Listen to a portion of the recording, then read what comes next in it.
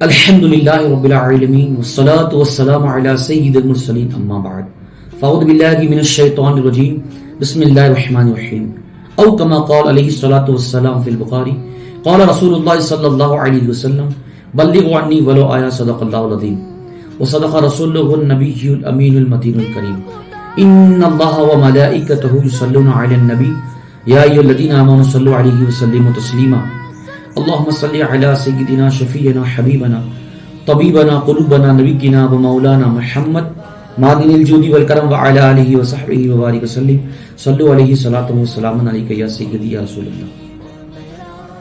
ناظرین محترم، عزیزان ملت اسلامیہ، عزیز بھائیوں بہنوں پیارے دوستوں، السلام علیکم ورحمۃ اللہ تعالی وبرکاتہ۔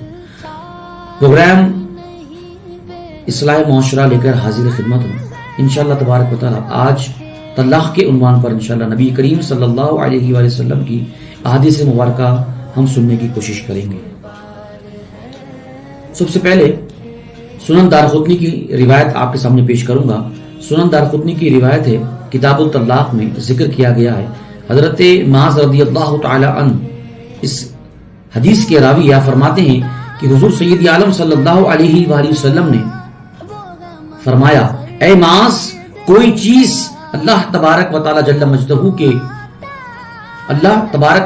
مجدہ نے غلام آزاد کرنے سے زیادہ پسندیدہ روئے زمین پر پیدا نہیں فرمائی۔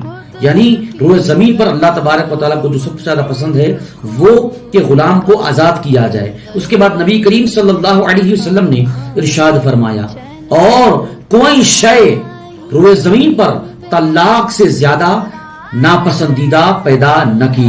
اللہ اکبر، اللہ اکبر۔ آئیے میں آپ کے سامنے ایک اور روایت پیش کروں گا۔ سنن ابی داؤد شریف کی روایت ہے، چنانچہ حضرت عمر رضی اللہ تعالی عنہما سے روایت ہے کہ سید عالم صلی اللہ علیہ وآلہ وسلم نے ارشاد فرمایا کہ تمام حلال چیزوں میں خدا کے نزدیک، پھر ایک مرتبہ اس کو توجہ کے ساتھ سماعت فرمائیں، اللہ تبارک و تعالی، ابو داؤد، سنن ابی داؤد شریف کی روایت ہے، حضرت عمر رضی اللہ تعالیٰ عنہ اس حدیث کے راویہ فرماتے ہیں کہ سید عالم صلی اللہ علیہ وآلہ وسلم نے فرمایا کہ تمام حلال چیزوں میں خدا کے نزدیک زیادہ ناپسندیدہ طلاق ہے، طلاق ہے، طلاق ہے۔ پیارے محترم احبہ، پیارے بھائیوں اور بہنوں، ہم غصے میں آ کر جی ہاں، خوشی سے تو کوئی یہ جملہ استعمال نہیں کرتا کہ میں تمہیں طلاق دیتا ہوں یا دیتی ہوں۔ 3 مرتبہ ایک ہی بیٹھک میں، اللہ اکبر۔ مجھے اور آپ کو غور و فکر کرنا چاہیے، ایسا نہیں کرنا چاہیے۔ دیکھیے، غصے پر ابھارنے کے جو کام ہیں وہ شیطان ہم سے کرواتا ہے۔ اللہ اکبر۔ چغلی ہو گئی، غیبت ہو گئی، حسد ہو گیا، فلمیں ڈرامے ہو گئے، گانے بازی ہو گئے، موسیقی ہو گئی، یہ بھی ایک ذریعہ بن سکتا ہے۔ یا اس کے علاوہ جو آپ کی صحبت ہے، آپ کی جو بیٹھک ہے، اس پر غور و فکر کرنا چاہیے۔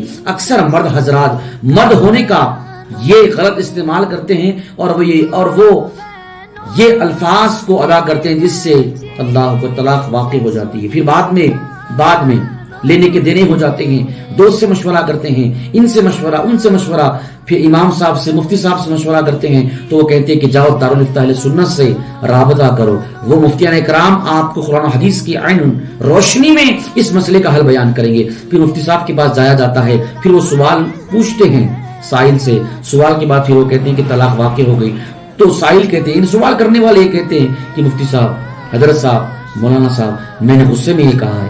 تو پیارے بھائی، غصے میں ہی طلاق ہوتی ہے۔ خدا کے واسطے، خدا را ایسا نہ کرے، طلاق واقع ہو جاتی ہے۔ کسی کو 2 بچے، کسی کو 3 بچے، کسی کو 4 بچے ہیں، اللہ کو پھر میاں بیوی اکٹھا ایک ساتھ ایک ہی گھر میں رہتے ہیں، پھر شوہر غریب جاتا ہے۔ اللہ تبارک و تعالی مجھے اور آپ کو ایسی حرکتوں سے، ایسی صحبتوں سے بچائے۔ پیارے محترم احبہ، عزیزان ملت اسلامیہ، پیارے اور عزیز بھائیوں بہنوں اور عزیز دوستوں، غور کیجئے، یہ جملے اگر آپ ادا کر دیں گے تو ہوگا کیا؟ طلاق واقع ہو جائے گی۔ اللہ تبارک و تعالیٰ نے روئے زمین پر تمام حلال چیزوں میں سب سے زیادہ ناپسندیدہ جو رکھا ہے، اللہ اکبر۔ دیکھیں، اللہ تبارک و تعالیٰ کو پسند کون آتا ہے؟ تو وہ جو غلام کو آزاد کرے، اور اللہ تبارک و تعالیٰ کو سب سے ناپسندیدہ عمل وہ کہ جو کسی کو طلاق دے دے. اللہ اکبر اللہ اکبر.